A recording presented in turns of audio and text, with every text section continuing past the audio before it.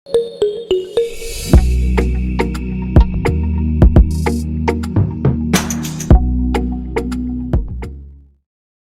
this question, it is saying that the average marks of 32 boys of his section A of class X is 60, whereas the average marks of 40 boys of section B of class X is 33. The average marks of both the sections combined together is. देखो, इस question को आप दो तरीके से solve कर सकते हो। मैंने आपको स्टेप डेविएशन मेथड एवरेज का बताया था, उसका भी यूज करेंगे, और नॉर्मल मेथड है उसका भी यूज करेंगे। क्वेश्चन में क्या गिवन है कि 32 बॉयज का एवरेज मार्क्स गिवन है 60, ठीक है, सेक्शन ए का, और 40 बॉयज का सेक्शन बी के स्टूडेंट का एवरेज मार्क्स है कितना, 33। तो आपसे पूछ रहा है कंबाइंड एवरेज कितना होगा।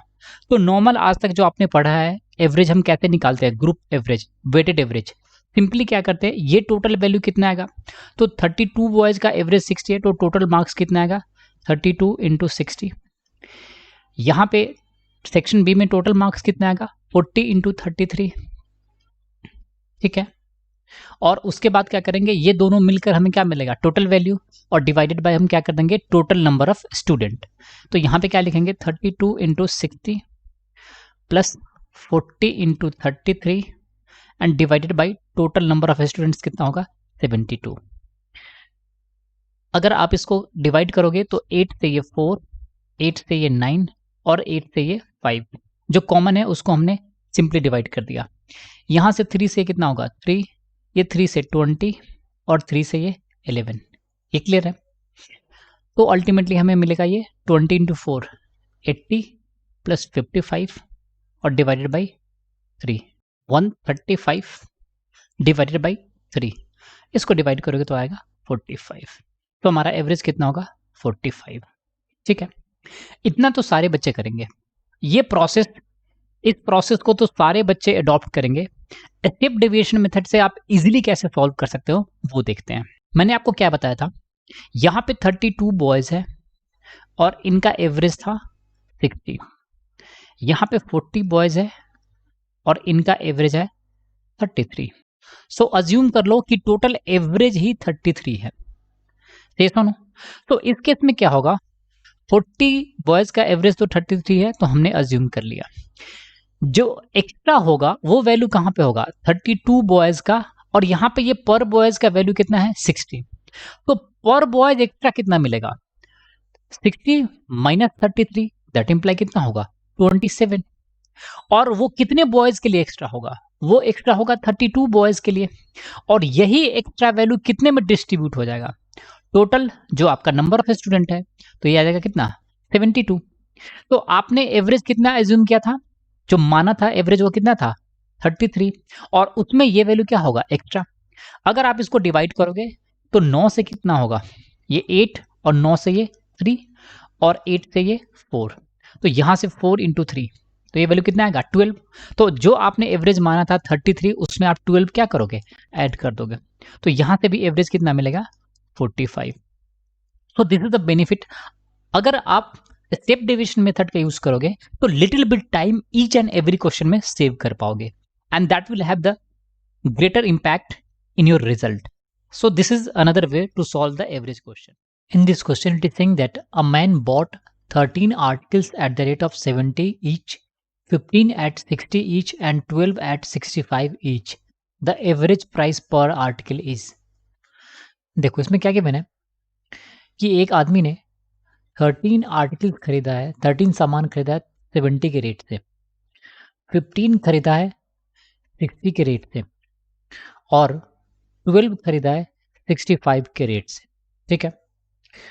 आपसे पूछ रहा है कि एवरेज प्राइस ईच आर्टिकल का कितना होगा।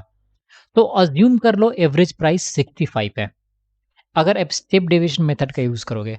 सो अगर आप 65 को एवरेज अज्यूम कर लिए तो 12 आर्टिकल का प्राइस तो 65 एज इट इज है, यहाँ पे 15 का प्राइस 60 है, तो ये 65 से कितना कम है -5 कम है, से सुनो। और यहाँ पे 15 आर्टिकल है, तो -5 इंटू 15 करोगे तो ये वैल्यू कितना कम जाएगा -75।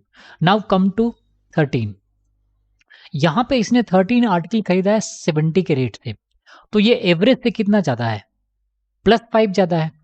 तो 13 में +5 करोगे तो ये कितना होगा, तो टोटल नेट गेन कितना होगा, यहाँ पे 65 और यहाँ से 75, तो नेट गेन कितना आएगा, -10 का। और वो कितने आर्टिकल पे डिस्ट्रीब्यूट होगा, 13 और 12, 25 और 25 और 15, तो वो 10 का डिस्ट्रीब्यूशन होगा किसने पे, 40 पे। और ये माइनस साइन क्या बता रहा है कि ये एवरेज कम होना चाहिए जो आपने अज्यूम करा था। बोलो बच्चे, तो ये कितना आएगा 1/4, दैट इम्प्लाइज 0.25 माइनस, तो नेट एवरेज कितना होगा 65 माइनस 0.25 मीन्स 64.75। तो हमारा आंसर कौन सा होगा, ऑप्शन नंबर बी। ठीक है, in this question it is saying that there are 50 students in a class, their average weight is 45 kg. When one student leaves the class, the average weight reduces by 100 gram. What is the weight of the student who left the class?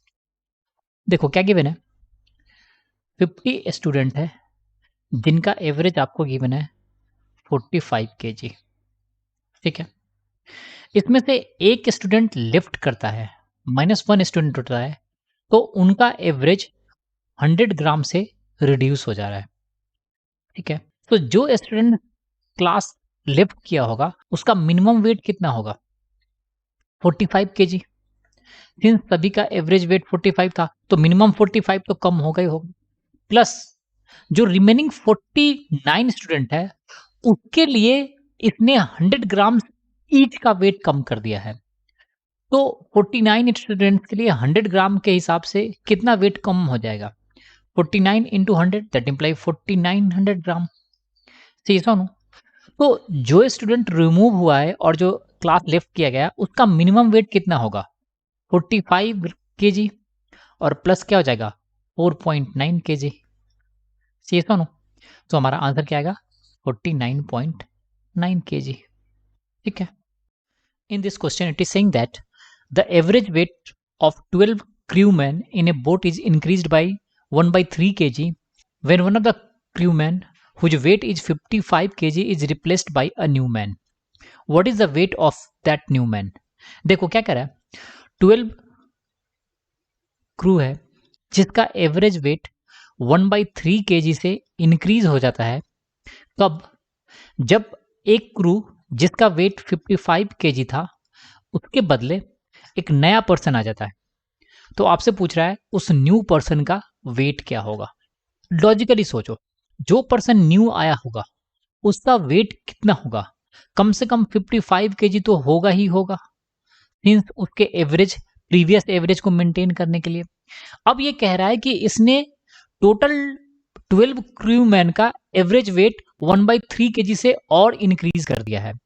तो 12 persons के wait को 1/3 से increase करने के लिए minimum कितना wait और चाहिए, वो चाहिए 12 इंटू 1/3, दैट इम्प्लाई वो वैल्यू कितना आएगा 4 केजी।